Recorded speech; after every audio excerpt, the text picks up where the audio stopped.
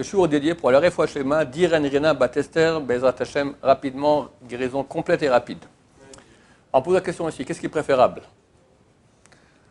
C'est très difficile pour moi de répondre qu'est-ce qui est préférable. Mais en tout cas, la question est posée comme ça.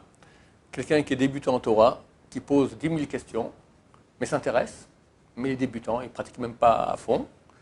Quelqu'un qui est religieux comme il faut, bien, mais monotone. D'accord, machinal. Alors, c'est dur pour moi de répondre qu'est-ce qui est préférable, parce que Dieu a créé un comme ci et un comme ça. Un, il a fait naître dans une famille de gens éloignés, et il a réveillé pour qu'un beau jour il se rapproche de Dieu.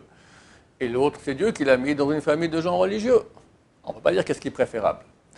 On peut dire, à nos yeux, moi quand je reçois ici quelqu'un à l'Yeshiva, qui de plus de facilité, chez qui les mitzvot ont plus de valeur, sans aucun doute, si on regarde de façon absolue, pas compte tenu du type où il est né, etc. On prend maintenant dans l'absolu, d'accord? Tu ne prends pas le background, tu ne prends pas maintenant, c'est Dieu qui l'a fait naître là-bas, tu regardes, voilà, qu'est-ce qui est préférable? Quelqu'un qui fait les choses comme il faut, monotone, quelqu'un qui fait à moitié, mais il est plein de motivation et il avance. Il pose des questions et il avance. Réponse, le dernier que je citais, ça s'appelle un Baal Tshuva. Il est en train d'avancer. Il est motivé. Il ne fait pas tout parce qu'il n'est pas au courant de tout. Il ne sait pas encore faire. On ne peut pas tout faire du premier coup, mais il avance. Il avance, ce type-là, il est motivé. Au début, il sera tout en bas, mais c'est une flèche. Le type qui est beaucoup plus haut que lui, parce qu'il sait très bien, mais lui, il stagne. D'accord?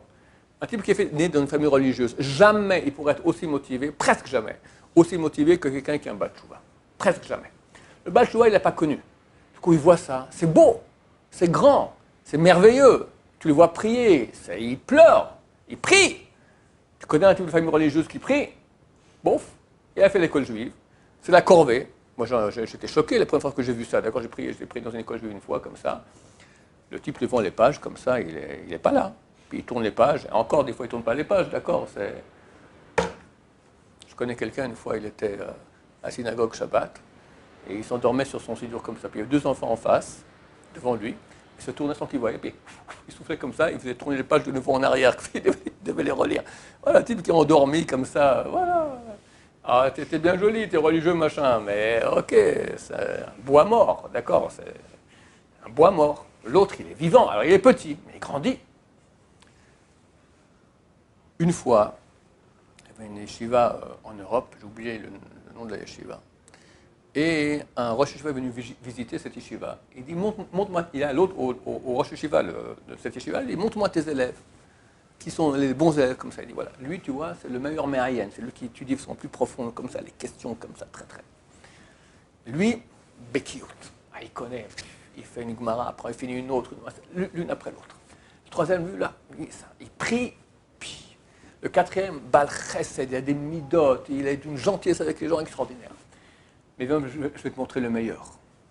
Il lui montre un jeune homme, il s'appelait Yaakov Israël.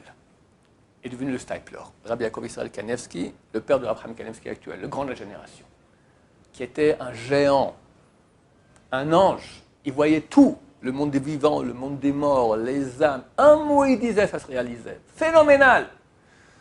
Alors, le Rosh lui demandait, qu'est-ce qu'il a, lui? Lui, il aimait Vakesh. Mais Vakesh, il demande. Il demande. C'est pas le plus grand, la meilleure tête, c'est pas le plus grand connaisseur, c'est pas le meilleur prieur. Mais il demande, il est motivé, il en veut. C'est ça, c'est lui qui réussit. Celui qui veut, il est motivé, il va avancer. Il va avancer. Que tu peux. C'est ça que Dieu veut. C'est marqué Rahmana Libaba, et Dieu veut le cœur. Le cœur. Le cœur, c'est une histoire d'amour. On est amoureux de Dieu, on veut encore plus, encore quelqu'un. Tu as vu quelqu'un qui est amoureux de sa fiancée maintenant, voilà, le coup de foudre. Le Rambam dit, comme un homme qui est amoureux d'une femme, il pense à elle quand il se lève, quand il va se coucher, quand il mange, quand il dort, toute la journée, on le fait, ouh, il n'est pas là, d'accord, il est avec elle. Plus que cela sera l'amour de ceux qui aiment Hachem.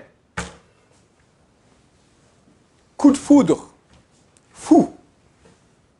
Alors ce type-là, c'est ce que Dieu veut. T'imagines un mari qui rentre à la maison, et il est parfait, mais il n'aime pas sa femme.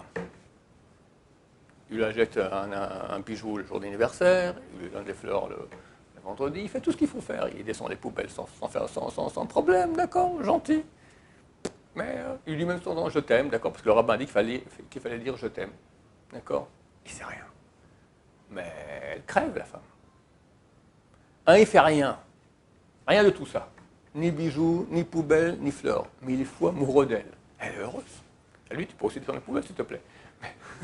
Mais elle est heureuse. Elle est aimée. Alors, Baruch Hashem, que Hashem, ce n'est pas une femme, et que beaucoup de gens le servent aussi de façon monotone et machinale. Ça marche aussi. Allez, Besséder. Mais il n'y a pas photo. Il n'y a pas photo. Dieu veut le cœur. Être motivé. Voilà, Baruch Hashem. Il faut faire attention. Parce qu'on a vu des couples où l'un était un Baal Tshuva et se mariait avec une personne qui était famille religieuse.